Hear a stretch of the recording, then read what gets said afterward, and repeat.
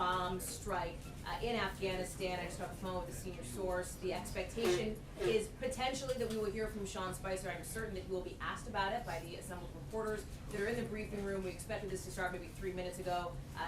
Any second, we should be hearing from Sean Spicer, the administration's take on this. What could we hear? Well, remember, this president on the campaign trail talked again and again about taking the fight to ISIS. Remember, I'm reminded of his comment on the campaign trail where he said, I will bomb the blank out of ISIS, substituting something far more colorful, of course, for that. Maybe that is an illusion that we will hear from Sean Spicer talking about, as we also discussed, reversals. The president, in this case, working to potentially keep a promise on national security. As for the second topic you brought up, this sort of flurry of flip-flops from President Trump, yes, over the last 24 hours, we have seen him reverse his stance, not just on NATO, notably in that press conference at the Eastern yesterday, but also on a series of economic issues. You look at where he is on Janet Yellen now, where he is on the Export-Import Bank, where he is on China and currency manipulation. These are all things that are very different from what we heard again and again at his rallies, particularly on the currency manipulation front. I know you're getting to our reporters around the world, including Bill in Moscow, but I would note that on China, on the currency manipulation, this is an explicit move by the president to work to take currency manipulation off the table, as he told Carol Lee and her colleagues in the Wall Street Journal, and instead to put some pressure on China, to put some pressure then on North Korea, especially as we look ahead to what could happen Saturday morning there, and reports of a potential show of strength, if you will, from North Korea. So very busy, lots to discuss. I'll let you get back to it.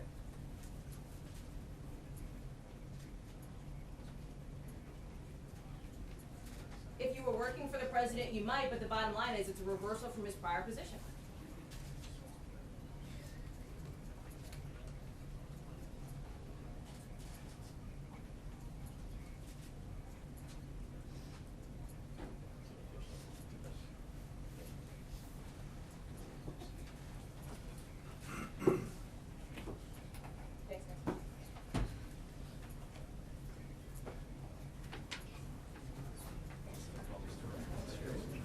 Here we go.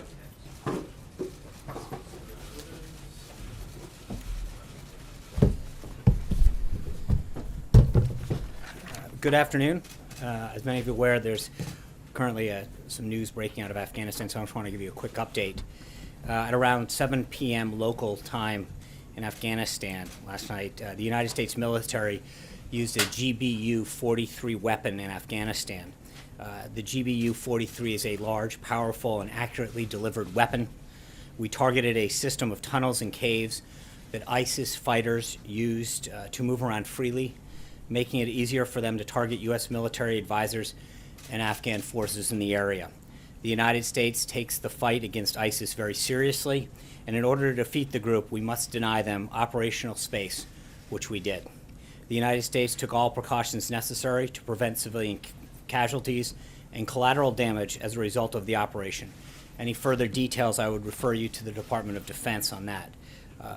Moving on, as you may know from the schedule, the President has a 2 o'clock event, so I'm going to try to keep this rather tight so the pool has an opportunity to get in and set up appropriately. Earlier today, the President signed H.J. Res. 43, bringing the total number of Congressional Review Act legislation pieces that he's signed now to 13. This resolution that he signed today overturns a regulation that was put in place by the previous administration on their way out the door that would have taken away the right of states to set their own policies and priorities for Title X family planning programs. Our federal system was set up to allow states to address the unique needs of their own populations when possible, especially when it comes to programs as important and sensitive as family planning. With the bill signing, the President has restored respect to states' rights on this particular issue. As I mentioned at the top, there's an event at 2 o'clock where the President will be meeting with the brave first responders who were involved in the I-85 bridge collapse and thank them that occurred in Atlanta, to thank them for their work and dedication in addressing this horrible situation. The bridge collapsed during rush hour on March 30th, but due to the heroic efforts of Atlanta's first responders, some of whom will be here today, no lives were lost. The President's proud to host these brave individuals and honor their commitment to protecting their community. Later this afternoon, the President will head to Florida for the Easter holiday. He will be departing Joint Base Andrews via motorcade as the preparations for the Easter egg roll are well underway on the South Lawn, preventing a Marine One departure. And while we're on the topic, I know it was brought up the other day, so just to give you a quick notes on what to expect this coming Monday. We expect more than 21,000 people to attend the Easter egg roll. The allocations of tickets have been given to schools, children's hospitals, and military and law enforcement families. Commemorative eggs will be handed out to the children who attend. Nearly 18,000 eggs were ordered, which is in line with past years. The event will start at 7:30 with different groups of guests arriving every 2 hours to ensure that all the children have an opportunity to participate in more than a dozen activities that will be available. Further logistics and guidance will be provided over the weekend. Also today, the Treasury Department's Office of Foreign Asset Control, OFAC, designated one entity and one individual connected to human rights abuses against Iranian political prisoners in Iran's prisons. The individual who is designated for his role in abuses in Iran's prison is the brother of Qasem Soleimani, the commander of Iran's IRGC Quds Force, who was himself previously designated under terrorism, counterproliferation, and human rights authorities. The sanctions against human rights abusers in Iran's prisons come at a time when Iran continues to unjustly detain in its prison various foreigners, including U.S. citizens Si Amuk Namazi and Bakar Numazi. We join recent calls by international organizations and UN human rights experts for the immediate release of all U.S. citizens unjustly detained or missing in Iran so that they can return to their families. OFAC also designated 2 ISIS financial facilitators as ISIS supporter in North Africa, continuing our ongoing effort to disrupt key leadership nodes for the group. Moving on, over the past few days, the President and members of the Cabinet have held many meetings and discussions with their international counterparts about the significant foreign policy challenges facing our world. Yesterday, you heard from the President himself alongside NATO Secretary General about the need for a strong funded alliance to combat terrorism, the humanitarian crisis ongoing in Syria, and many other serious threats to our collective safety and security. Also yesterday, Ambassador Nikki Haley, along with her counterparts from 9 other nations, voted in favor of a draft resolution to denounce the heinous chemical attack carried out by the Assad regime last week. Unfortunately, but not surprising, Russia stood in the way of this resolution. However, I'd like to point out that the abstention of China on the heels of President Xi's recent successful visit in Kazakhstan, a longtime Russian ally and former member of the Soviet Union. Both of these abstentions are notable and signify that the United States is persuading the world that the use of weapons of mass destruction cannot go unanswered. Secretary Tillerson, as you know, was in Russia yesterday to meet with his counterpart and ensure that they are made fully aware of the United States' positions in both areas of practical cooperation, such as defeating ISIS, and areas where Russia does not share our interests and values. As you know, the Vice President will be departing for his 10-day trip to South Korea, Japan, Indonesia, and Australia on Saturday morning. His office will be providing more information later today. Finally, I'm glad to announce that the President will host the Prime Minister of Italy for an official working visit to the White House next Thursday, April 20th. The leaders will discuss the upcoming G7, which will be hosted in Italy and Sicily, and a range of issues of mutual concern. With that, I'm glad to take some of your questions. Sean, where is the administration on cost-sharing subsidies for insurance companies? That is an area that is being internally discussed at this time. Undecided? It's not undecided. There is an ongoing discussion on that matter. Matt. Thanks, John. The last few days have seen a number of policy shifts by the president on China as a currency manipulator, the XM Bank, the order of doing healthcare and taxes. There's more, but I won't belabor the point. What should the American people make of these shifts, and are there any policy areas that are non-negotiable? Well, I think, respectfully, I think you can look at what you're referring to as a shift in a lot of ways, and by that I mean I saw a couple instances with respect to NATO being one of those shifts yesterday, and if you look at what's happened, it's those entities or individuals in some cases or issues evolving towards the president's position. And NATO in particular, he talked about the need of countries to pay their fair share, to live up to their commitments of 2% of GDP. He talked about the need for NATO to focus more on terrorism. NATO has done just that. And it is something that he pointed out in the first debate in September of last year. He talked about the fact that that NATO is moving towards what he has been calling for. And I think in some cases, the issues evolve, that it's not just a clear and fast statement that this is that the entity itself is moving towards his, or the issue is evolving towards the position that he articulated. And that can't be proven more true in the case of NATO, where he laid out two very clear positions that he had an issue with NATO, and as far back as September of last year, started to recognize that that institution was moving much more towards his position. Secretary General noted that as well yesterday. Just a quick follow-up, if I may. The XM Bank is another one. That's an institution that hasn't changed at all. So I'm wondering, on some of these other policy shifts where you haven't seen the type of change you're talking about with NATO, what should we make of those kinds of shifts? And again, are there any policy areas that are non-negotiable, that are off limits? Well, there's always going to be. I think that there's going to be areas where I think, again, it depends on the outcome. In the case of NATO in particular, as I pointed out, it's the most illustrative. I think you look at the president's position, where he wanted to see NATO in particular evolve to, and it's moving exactly in the direction that he said it was in terms of its goals of increasing the amount of participation from other member countries, and two, is having a greater focus on terrorism, something that was reinforced by the Secretary General himself when he was here. I think when you look at these issues and you recognize the direction in which they're moving in a direction that the president stated very clearly. John. Thank you, Sean. On the GBU-43 bomb, Yeah. the first time it's ever been used, why did you choose this particular location? And would you say that this bomb won't be used again in another flashpoint around the world, like Syria, like North Korea, for instance? Yeah, as I noted at the beginning, John, I would refer you to the Department of Defense on the specifics. On a separate matter, you mentioned what you see as a win at the UN Security Council. Right. I'm curious as to why you believe this is a win.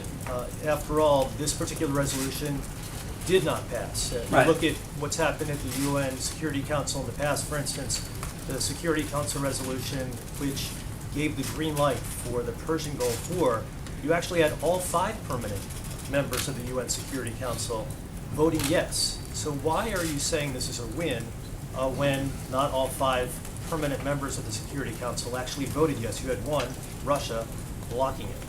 Well, I think it's very significant, China's abstention in particular. I think Kazakhstan's another one in terms of its proximate location and history with Russia. You see a breakaway of Russia aligning itself with a position that is not only shared with the U.S. but the rest of the world. So that would be a natural position that they might have taken in the past. But secondly, I think China's abstention is a significant win for the president. He went down and had discussions with President Xi, and I think you all saw that, heard his remarks about how he walked through that, and I think it really shows the success of the trip, first and foremost, but secondly, it continues to show how Russia's isolated on this particular matter. That's important. So I think on a variety of fronts, it really was a huge win for the United States and for the persuasiveness of the president. John Gizzi. Yeah. Thank you, Sean.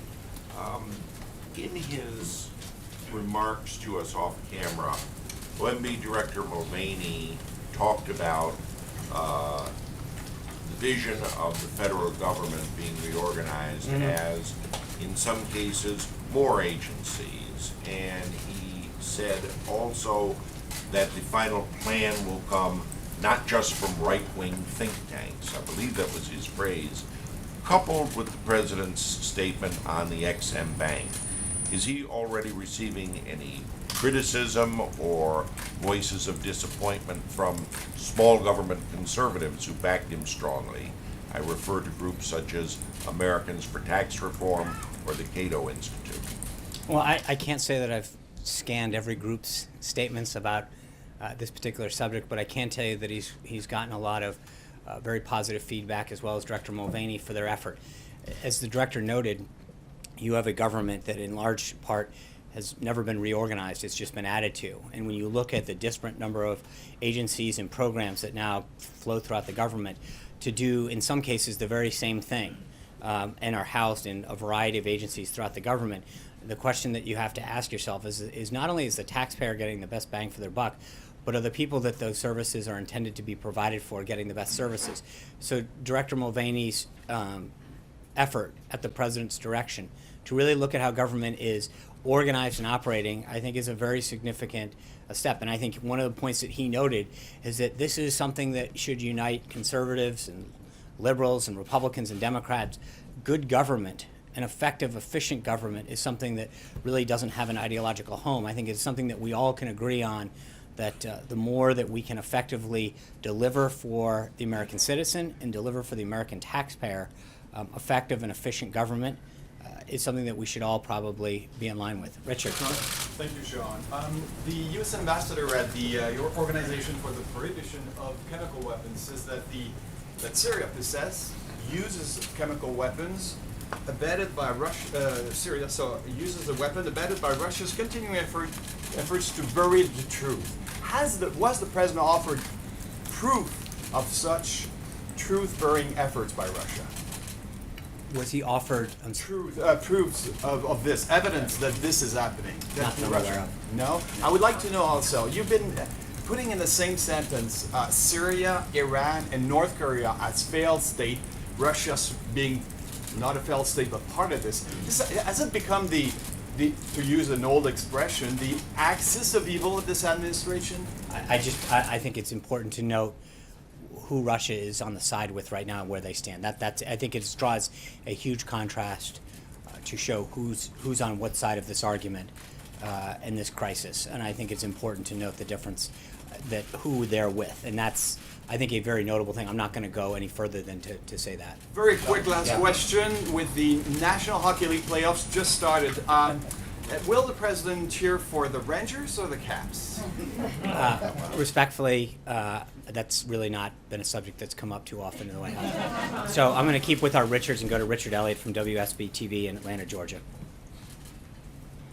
Obviously, our concern is the reconstruction of 85. We understand that the president is meeting with the first responders this afternoon, in just a few minutes, actually. We wanted to ask about the federal commitment to getting I-85 rebuilt as far as federal dollars and easing some federal regulations to get the job done quickly.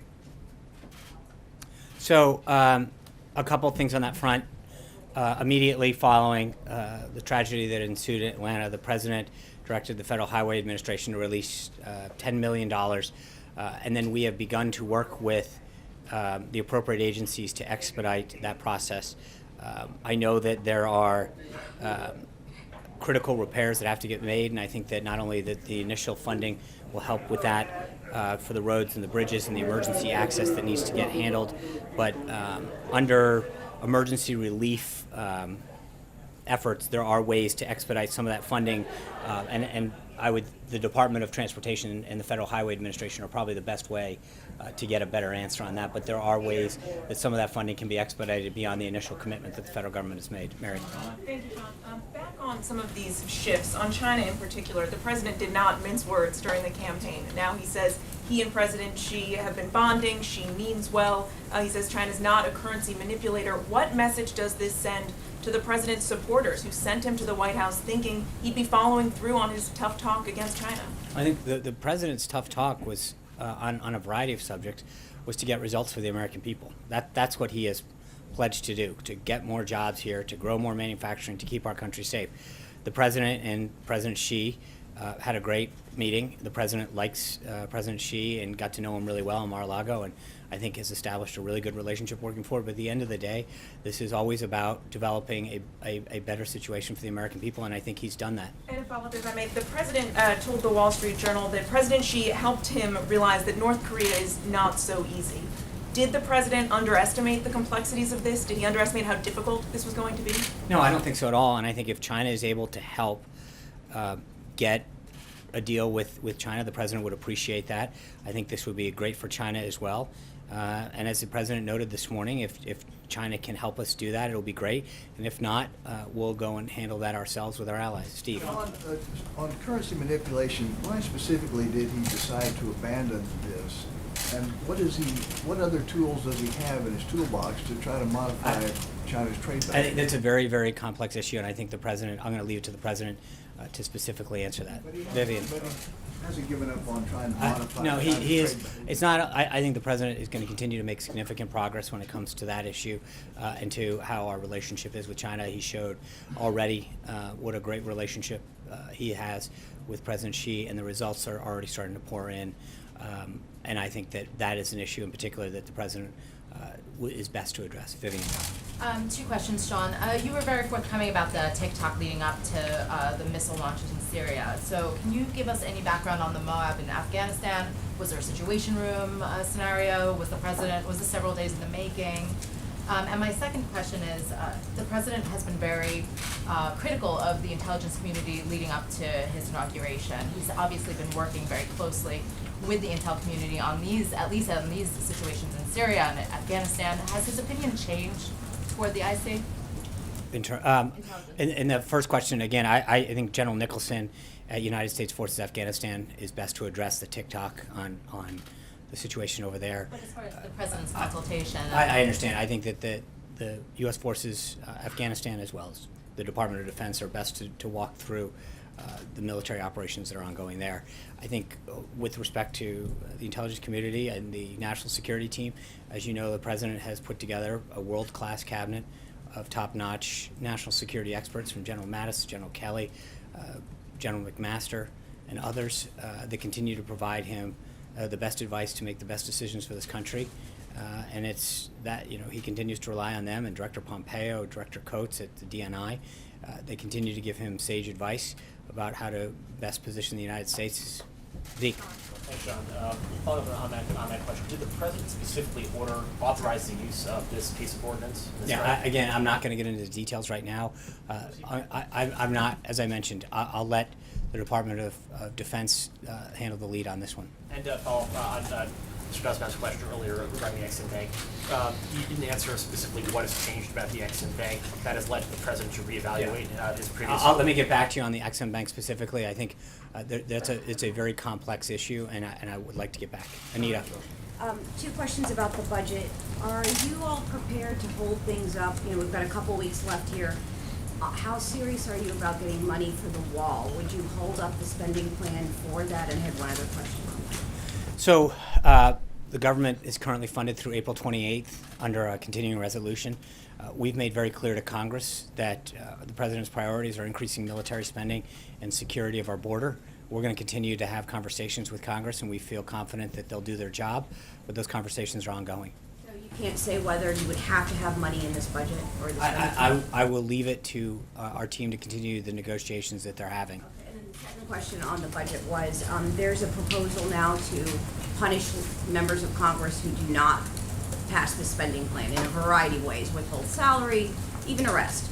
Do you support that Congress should be punished Let's see. I think we're making significant progress. I feel very good about the momentum, and so I don't want to start getting into whether who's going to be naughty and nice. We're doing Kayla. Sean, thank you, Sean. Historically, sitting presidents have refrained from stating preferences on where parts of the free market economy goes. Yesterday, President Trump said he wants low interest rates, he wants a weaker dollar, and then the market followed his preferences. So given his criticism of other economies and their intervention, how do you characterize that response? I think the president has made it very clear from the beginning that he's going to do what he can to fight on behalf of American consumers and American businesses to make sure that we can help create a environment here in America where businesses grow and industries continue to hire and jobs come back, and then middle income Americans can get some tax relief and keep more in their money and their hard-earned dollars. But traditionally, you have low interest rates when the economy is weak and needs help, and then they recover when the economy strengthens. So what was he trying to get at? I understand. I think what he is trying to do is, as you know, Kayla, through a lot of the coverage and a lot of the meetings that you guys have covered and seen here at the White House, the president is continuing to meet with business leaders and people who are creating jobs, union leaders, to find out what we can do. And the president has heard a lot and gotten a lot of feedback and already taken great steps to make sure that we can create a regulatory and tax environment that's going to help grow America's economy and put people back to work. That's plain and simple. And I think what he'll continue to do is fight on behalf of the American people. I hate to cut this short, but we literally have 10 minutes before the Hey, president Sean, can just very speak. quickly, though, did the Thank you president very not much. know about the Moab strike? I don't know why you Your can't answer talk to this me that about he it. didn't authorize it, Sean? Sean, can you get any clarity on that?